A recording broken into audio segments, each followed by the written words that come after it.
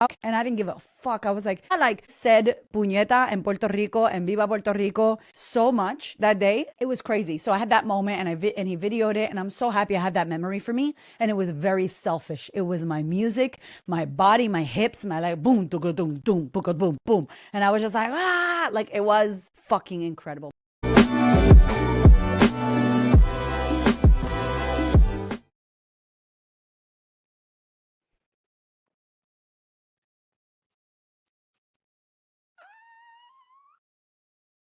Yo, welcome to the podcast. Guess what we're going to talk about today? Guess what we're about to talk about today, mi amor. I got two, bitch.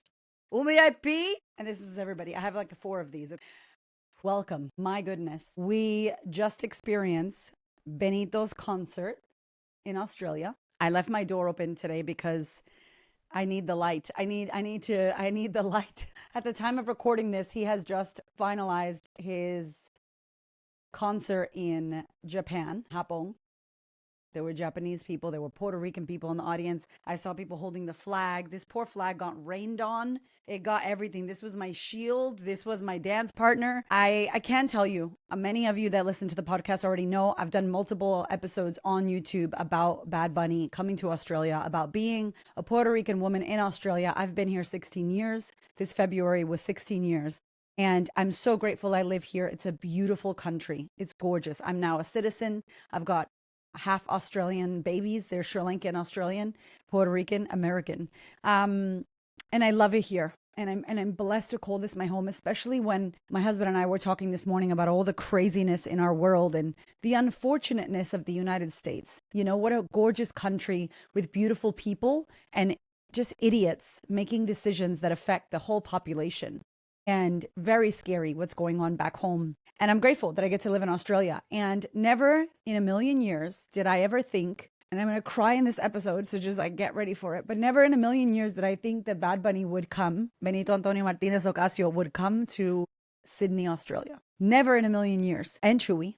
Chewy was incredible. Like, I can't. So the experience was out of this world, game changing. And I wanted to talk about it because I think that one of the craziest things about living in a country where literally 1% Latinos, sorry, there was an airplane flying by. I don't know if you could hear it with the door open, but 1% Latinos, okay, 1%, 0.7% of people in Australia speak Spanish. So can you imagine that Bad Bunny's language is Spanish? He sings in Spanish. All the songs are in Spanish. He didn't say anything in English. And people were singing along. The stadiums were packed. He hit a record, first Latin artist in Australia to sell out stadiums. So he broke a record here. I will tell you, many of us, the Puerto Rican people that are here, we had a little WhatsApp group. When I told you guys back in the first couple of episodes we did with me and Yadi, and we were like, there's like 8 Puerto Ricans. We know, like maybe 10. And we were like, dead ass. Like, there's 10. That's it. We were sitting here like, 100%. Now, I think we have like 78 in our WhatsApp group, mainly Puerto Rican with a few Dominicans, like 6 or 8 Dominicans. People from the Caribbean are in Australia. And we saw some Cubans at the concert as well. We don't know where they are, but yo, hit me up if you're listening. So now there's like 80 of us. So we're chatting in the WhatsApp and we're just like, I hope Australia brings the fire. Like, we saw what Brazil did. We saw what Mexico did. We saw what Argentina brought. Like, we saw all these other countries that are Latin countries bring the fuego. And we're over here like sweating, like, what is Australia going to do? And I'm sure he felt the same because there was a point at the first night, because I went both nights. The first night he was like, whoa, Australia, I didn't know what to expect. I'm not going to lie. Like, I didn't know what to expect here. Like, you guys are lit. Like, this is amazing. And I think he was taken back that there were so many Latinos. There were so many non-Spanish speaking people there that were singing along. And it was wild. So we were like, I hope Australia brings it. Like, we can only scream so loud. And I lost my voice. I actually tried to record this 3 days ago and my voice was ruined. I couldn't. I was like, girl, I can't even do it. So we brought it. And I'm so happy. I saw so many Puerto Rican flags in the audience. We were randomly walking in the concert and I'd be like, ¿Tú eres de Puerto Rico? They're like, yeah. ¿Tú vives aquí? Like, you live here? Yeah. I'm like, oh my God. And I'm giving them my phone to freaking strangers, you guys. I'm pretty private of a person. Like, I share my shit, but I don't give anybody my phone number. Nobody knows where I live. You know, like, I don't be like, yeah, come to my house.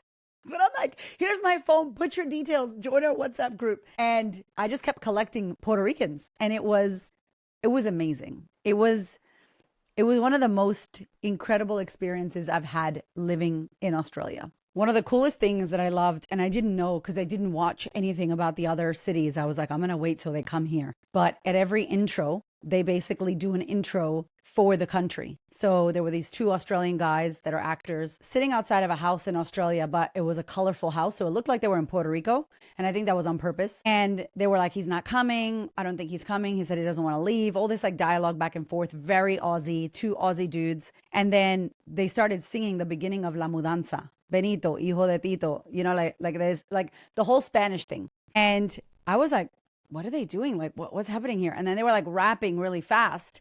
And then all of a sudden, Benito comes out of the floor and everyone's like, what? Oh my God, it was a freaking moment. And I don't know, I felt so like we were in Australia, and it was like, oh my God, the roar of people. So like, I just want to say the first night, we went general admission because we could not find tickets. Like we were in that Ticketmaster line. Hello, I don't know what we needed to do. Maybe they needed like a direct connection for you to move faster. But we were in the line. And when we got to the tickets, the only thing available was front GA, which is like general admission at the front. I am an old lady. I don't go to a lot of concerts. Okay. My husband was like, you're freaking bougie. And I am. I think I'm bougie. I lived in the hood. I was on food stamps. I struggled. Okay. Like I'm not doing that shit anymore. So I was like, listen, I'm not doing this ever again because it was great, but there was a lot of people. And either you go all the way to the front, right? And you get squished and you can't leave. One of his team was walking around that I connected with on Instagram. And he was like, you either go all the way up or you just go all the way back. Like it's hard to get out when it gets packed because it gets packed and people are jumping. And I was like, is this going to be like a Travis Scott, like mosh pit? It is not. I would love to report that it is not. It is Latinos. It is beautiful. People were dancing. Yes, it's annoying being squashed with people. I don't like it. I was like, am I perimenopausal? Because everyone's feet and excuse me's and elbows were annoying the hell out of me and everyone was smoking. I think I got secondhand smoke. So other than that, it was annoying. But then he came out and it was just like this big ass fucking Latin fiesta party. It was absolutely life-changing. We were crying. My husband was crying. I was crying. Steph was crying. Nikki came with us. We were all just like, Steph's husband was with us. We were bawling our eyes out. And I kept seeing women that were like, oh my God, I follow you on Instagram. I listen to your podcast. Oh, I saw your TikTok about your bra. And I was like, bitch, I'm not even on TikTok. So the fact that you saw that shit, it was amazing. And we just met all these friends and met Puerto Rican people. So front GA, whatever. I wouldn't do it again, but his concert, next level. And we stopped that first day. We just stayed and everyone literally looked like we were like weirdos because we were just standing there as it finished, fireworks, crying. We were like, holy shit. Like the music was still moving through and we were just like, we just experienced a moment and we're standing there like weirdos, literally. And everyone's walking like zombie apocalypse back to their cars out of the stadium. We're like, we're not going to go yet. Let's just like I wanted to lay on the floor and be like, fuck. But then we felt this little like sprinkle and we're like, because it was meant to rain. Sydney's weather is not bad. I just want to tell anybody who came from Puerto Rico, Sydney's weather is usually amazing. It's like Los Angeles, sunny, gorgeous, beautiful. Why this weekend has got to be all rainy and shit like Melbourne where I live? It was rainy. It was cloudy. We saw a rainbow and then we're like, okay, it's about to rain. So it started sprinkling at the end. Literally 10 minutes after Bad Bunny got off the stage and they all left, bucketing. We're walking out of the stadium and sopao. Like my underwear was soaked. Like Hamish's socks, like I'm talking soaked. This poor bandera, like this is rain damage, bro. Like I just was like doing this, protecting myself with the bandera. It was wild. We got rained on. We walked for ages.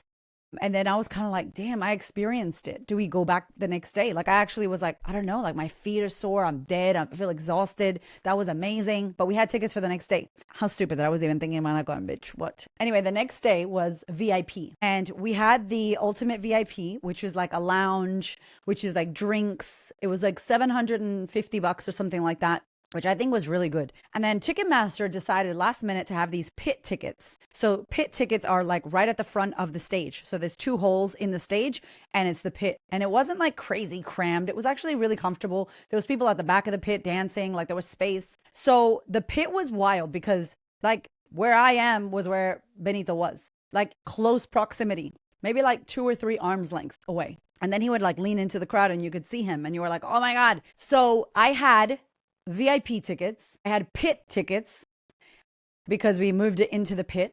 And then I got the beautiful opportunity to connect with Live Nation, who is the company, the tour company who's bringing him out.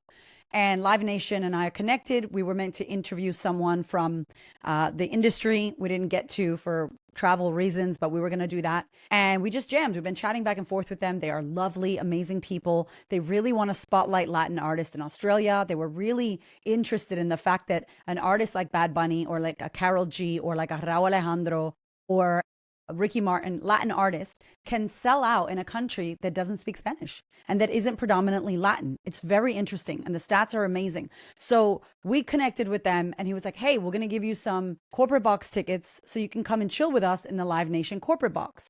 Cool. So now we got Ultimate VIP, we got corporate box tickets, and we got pit tickets. And bitch, I was trying to get la casita. Hello. That's a chat for another day. One of the women in our WhatsApp group got la casita, and one of the guys on day 2 happened to be Puerto Rican and queer, and he got to say that in the stadium in Sydney, and he's Puerto Rican. I was like, what the fuck? Like, what a gift. Like, it felt like not Navidad, like Christmas. Representation. Anyway, so back to the thing. So now I'm like, bitch, I own this fucking place. Like, I was like, I got VIP. The line was like 2 seconds. They're giving me all kinds of badges. They're like, all right, you go there. We missed out on the VIP pack because we were so hyped. Like, where do we go first? Do we walk around and try to get la casita? And then I was like, fuck that. I don't want to get chosen. No offense, Jeremy, but I don't want to get chosen. I was like, I don't care. You know what? Who gives a shit? I don't want to be stuck in la casita and then I can't leave. And like, it is cute to be standing next to Bad Bunny, but like, I have so many better opportunities right now in this situation. My nose is so itchy, you guys. Oh my God, sorry. It's because I be talking and then I get too excited. Oh my God. Anyway, this happens to me. If you're new here, welcome. I'd be like itchy nose when I start like blah, blah, blah, blah, and I get excited. Anyway, so I'm like, where do we go first? And my husband's like, calm down. You've had a bit of tequila before we got there. And I'm just excited. I'm wearing the bra that I made. I made this Puerto Rican flag bra with the wrong blue, but anyway, who cares? And it was like an arts and crafts project. And let me tell you how good it is for a woman like me who is always working, massively creative, on stage, speaking, podcasting, always working to do some arts and crafts, baby. Like, side note, that shit was amazing. I went on YouTube. I watched people put like tassels on bras, glue gun, me jodí la uña. I got glue all over my freaking nails. My nails are so pretty, Puerto Rico. What's up? Anyway, I had a blast making that bra.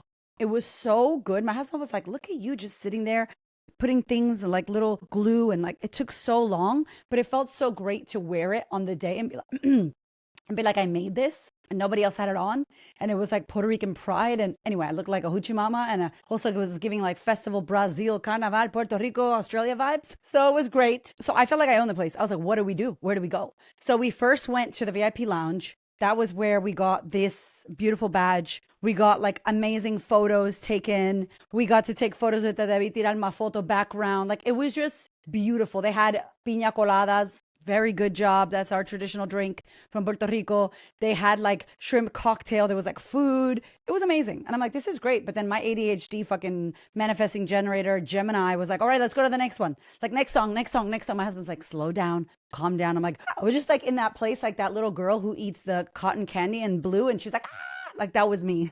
I was like, God. My husband was like, breathe. I'm like, there's no fucking time to breathe. So we went there. Then at 6:00, the Live Nation corporate suite opened. We went to the corporate suite. Then we met Adrian.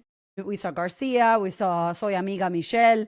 I saw a few radio people. Like, it was awesome. And like the view was gorgeous. Like, you could see the whole stadium. And the day before, we were like sardines in the middle. So I couldn't see back there. So you could start to see people started to come. Chewy was on stage. Incredible. And then I'm like, all right, I'm bored. Where do we go now? Like, I don't want to sit and talk to people. Like, I was like, I want to get out of here. So then we start walking, and then we get to the pit, and the pit was like the hole at the front. My girl Steph was holding our spot. Shout out to Steph. We couldn't leave after that. It was like, you're in the pit. You are right here. If you leave, you're gonna be one of those annoying people trying to squeeze in. But when you got a friend there, you just be like, hey girl, I'm coming up. And like, we just squeezed to the front. And then I knew in the middle of the show, he goes to the casita at some point.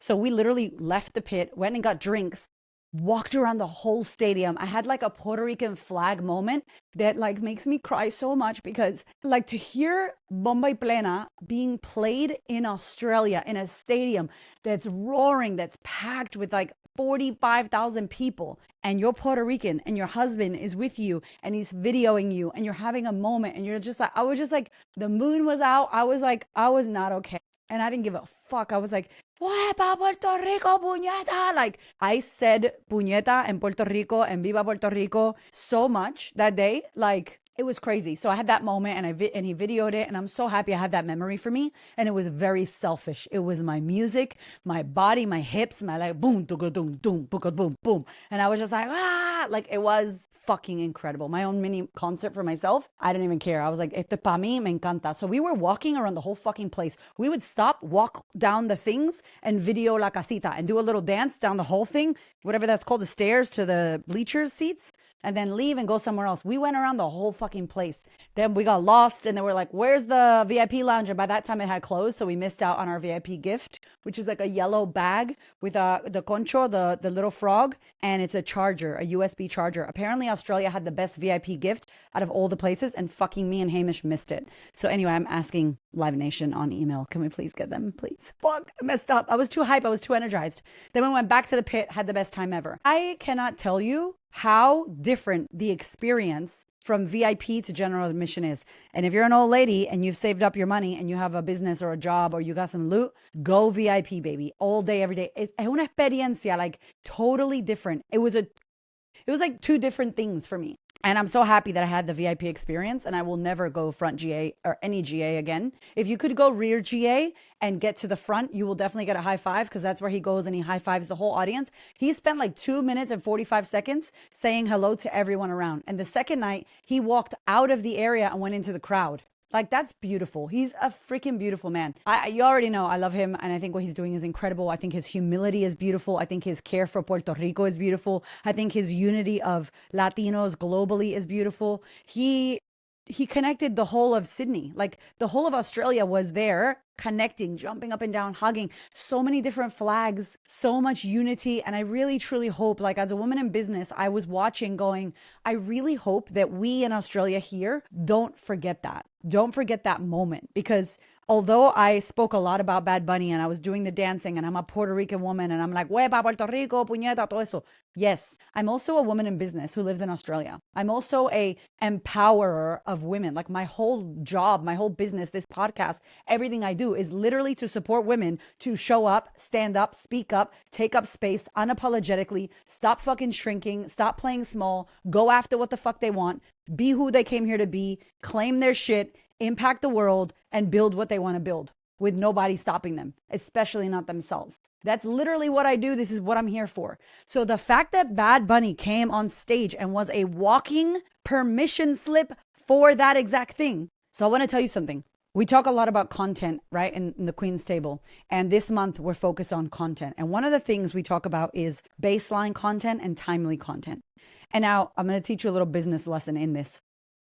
Baseline is like your pillars, what you're known for, what you speak about all the time. Like, these are things like confidence, taking up space, personal branding, identity, mindset, therapeutic work, healing, all of this stuff that I always normally talk about. And then you have timely things. Timely is like, maybe you have a launch that's coming up next week. Maybe there's an event that you're selling tickets to in 3 months. That's timely. Maybe Bad Bunny is coming to Australia. You happen to be Puerto Rican. He happens to have an amazing personal brand, $435 million identity brand to be exact. He happens to talk about X Factor. He happens to be authentic, blah, blah, blah. And you talk about that, that comes up. So I was able, because I have a publicist, because I worked my ass off, because I found the connection between Bad Bunny, what I do, what we do, what I'm teaching women, what Australia can learn, what businesses can extract from him, his brand, his experience, whether you're Puerto Rican or not. If you are paying attention to these artists that are doing shit that he's doing, there are lessons for you in this. And it would be a damn shame if you miss them. So here's what I was able to do. I was doing a masterclass about personal brand. Many of you came, so shout out to those of you who were there live. If you didn't come live, I'll link it below. It's available. You can watch the masterclass. There's a workbook. There's a GPT to help you shift your brand and authority on socials. It's amazing. Anyway, in that, I utilized Bad Bunny as a case study, because I'm like, wait a minute, he's coming here. Literally what I'm teaching women about being authentic, about standing in their X factor, their secret sauce, the thing that makes you you, the thing that makes you different. That's literally what he's done to build the business that he has, to build the impact, the brand, the everything. Everything that he has done is what we were talking about. And so I wrapped it in, and it was an awesome case study on authenticity, on being radically responsible for who you are and how you want to be perceived. It was a masterclass. The sun is changing. Sorry. It was a complete masterclass. And so I broke down his brand, how he is, how his identity is who he is, how he is unapologetically himself, how he's authentic, whatever. And so I said to my publicist, like, listen, we need to talk about this on the media. Like, is anybody paying attention? And the Australian media, you missed out. I'm sorry, friends. You missed the mark. You were the uncool cousin once again, and you could have hooked this up. So we were reaching out to everybody to talk about not the fact that he chartered a fucking Qantas flight, which yes, he did. He chartered a Qantas flight from Brazil. And it was one of like the first, not first, I think ACDC did the same thing. And so that was on the news, hardcore on the news. People loved that. They were talking about that for ages. Okay, cool. Who cares? There was so much more that the Australian media could have talked about when it came to Bad Bunny coming to Australia. And so I said to my publicist, listen, we need to get on this. We need to share the lessons behind the brand, behind what he's doing, behind who he is. So yeah, there was a lot that they missed on. But basically we were like, how can we showcase like who he is, what he's doing? How can we learn this? How can we extract these lessons? And so we hit up SBS, who shout out to SBS. They actually reported on him before the concert, which was amazing. We hit up Smart Company. We hit up Forbes. We hadn't heard back from Forbes. And then we got ABC. So the ABC did this whole article. The radio picked it up. SBS did a whole special. We got Puerto Ricans from our WhatsApp group at the bottom of the Sydney Harbour Bridge to video the importance of culture and community and how Bad Bunny's coming here. They interviewed me. They interviewed Dave, who's amazing. David, he's Puerto Rican. He's lived here for a long time as well. He's an anthropologist, brilliant man, gorgeous friend.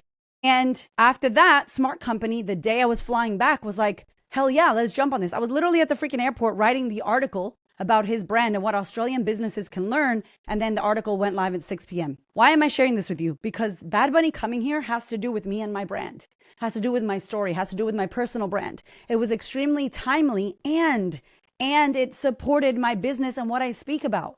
Can you imagine the experience of being able to do that, to use a Puerto Rican artist, the biggest artist in the world, as a case study for what you speak about? Girl, I was like, this is un milagro. This is ridiculous. This is incredible. This is amazing. I love him. Obviously, we're Puerto Rican, but to be able to share the behind the scenes, if you're in business and you are not showing up as who you are, unapologetically taking up space, if you're not building your fan base, if you're not doing things that you desire to do and talk about the things that you want to talk about and share your edge and your opinion, if you are watering yourself down or shrinking or con pena or shameful or trying to hide or playing small, trying to fit in to people who are never going to like you, what are we doing here? So the lessons of his concert, the lessons of him coming here, the lessons we were able to extract from every experience we had, like the whole weekend was life-changing. Not just the concert, not just seeing Bad Bunny, not just watching a Puerto Rican brother, like a cousin, absolutely kill it, like de Puerto Rico pa'l mundo, like just watched in Japan and I was crying. I'm like, I'm so proud of you. I'm so happy for you. Like, I'm so proud of him and joyful for him as a Puerto Rican woman. Like, I don't know, someone was like, oh, he's so sexy. Yeah, he's sexy. But to me, I don't know. I feel like he's like a brother or a cousin, or I'm like genuinely happy for him and what he's doing. For us, for everyone, what he's doing for everyone. He's doing something for everyone, whether you're Latin or not, whether you're Puerto Rican or not. That's a whole other conversation. But anyway, I was just full of joy. And on top of that, when we talk about content and how it feels hard, I did so much Bad Bunny content. Like Nina on my team was like, are we a Bad Bunny account now? It's like, bitch, yeah. We are for like the next 10 days. And you know, most people will be like, oh, I can't talk about Bad Bunny. And then how do I talk about my business? Like, no, I can talk about Bad Bunny. I could talk about my business. I could talk about being Puerto Rican in Australia. I could talk about the fact that I have the Queen's Table applications are open. I could talk about how I'm speaking next week in Brisbane and I'm going to be on stage. I could talk about the fact that my book is on sale. I could talk about the fact that, you know, I just went to Puerto Rico and did my book tour and it was amazing. Like, I get to talk about all of this shit because it's my channel and I'm the business. I'm the brand. You are the content. That's the whole point. The shit shouldn't feel hard or like you're putting it on or it's performance. Like the joy that we got to have creating that content. And then I just so happened to be savvy enough to go, wait a minute, hold on a second. This aligns with what I talk about. If you don't talk about that, it wouldn't have worked, right? If you talk about nail art, cool. What are you going to align Bad Bunny's brand with your nail art? You could do your nails and then that's it. But it just so happened that what I speak about, empowering women to be who the fuck they are, to own their space, to unapologetically turn it up, to not water down, to not blend in and be vanilla one size fits all, that's exactly what he's done. So I was able to see how this latches and matches with my brand and my business and the work that I talk about and have an amazing ass fucking experience at the concierto. Is it Christmas? I mean, it was Christmas for me. And to see Chewy, like, anyway, the point of the story is you need to align and understand what your baseline is. You need to understand and align with what your timely stuff is. You need to allow yourself to be who you are. You need to allow your audience to see you. You don't have to actually do you. You don't have to. But when you do, when you let your audience have that intimacy with you, the obsession that you can build with your community, the obsession that you can build, a fan base that you can build versus followers, versus people who kind of like you. When you let people in, and this is why I talk about getting metaphorically naked on the internet, and I will be sharing more about that on the podcast, because I believe every single one of us can do it. Every single one of us can do it to whatever level you want. I'm going to talk about it soon, about how to know how vulnerable to get, how to know what oversharing is versus being vulnerable and open and letting your community in, because there is a level. There is a way to do it. There's an art, there's a science. But at the end of the day, if your heart and soul are aligned and you want to just share who you are, which is what Bad Bunny's doing, he is sharing who he is. He's sharing his love for his country. He's sharing his love for his people, for the music, for the world, the humility and the beautiful connection that he brings. People can feel that shit. That's why they love him in Japan and in China and in countries, Poland. He's going to Poland. He's going to Belgium. Like, he's going to France. He's got 10 days in Spain. Spain is getting it, okay? Like, people love him everywhere because you can feel the authenticity. You can feel the humility. You can feel the genuineness in the fucking world of AI where everything's blurry and you don't know what's real. You don't know if that's an AI avatar or not. You don't know if that's a real video. For you to be you and for you to be genuine and honest and open and vulnerable, not as a fucking strategy, but because that's all we have. That's the lesson. So anyway, if you could go to the concert, I'm already looking like Barcelona. Let me look at the tickets, yo. There's tickets available. I do want to fly. I'm not going to lie. I'm very excited about it. It was an amazing experience. My husband bought the shirt. I'm wearing it. I don't know what else to tell you. It was fucking beautiful. PR pa'l mundo. Qué orgullo. It was beautiful. I hope that you get a chance to go. And if not, there's a lot of videos on YouTube you can watch. I have a whole 10 albums of thousands of hours now of videos saved. It was incredible. I hope that the lessons in business supported you. I'm going to link some of the articles that we got to have in the SBS video below. Thank you so much for following with me. Many of you who are not Puerto Rican or Latin were like, Erica, I got to watch the culture and watch your stories and it really moved me. And, thank you. Thank you for enjoying it with me. Thank you for taking part in my joy. I will be turning up more of my Puerto Ricanness in Australia now that I know we have 80 people. I win, by the way. I already won. Some people were like, oh, you should have got la casita. I don't care. Fine, I didn't get la casita. Who gives a fuck? I literally have 80 Puerto Ricans and Dominicans in a WhatsApp group. My kids are going to have aunties and uncles. We're going to have our whole music, our culture, parties. We're going to have one of our members has a baby coming on the way. We get to be a part of that baby's life. To be alone in a country with your culture is so lonely. For 13 years, I felt that. And now, we win. We literally had Benito ads. We had ads. I created content and then we put it on advertising. We paid money to show it to more Australian people to find more Puerto Ricans. My husband has the Benito ad. I was like, put that shit, ad spend. Let them know we're here. I don't want any of them to feel alone because it sucks to feel alone in a country. Anyway, I can go on. I love you so much. See you next week.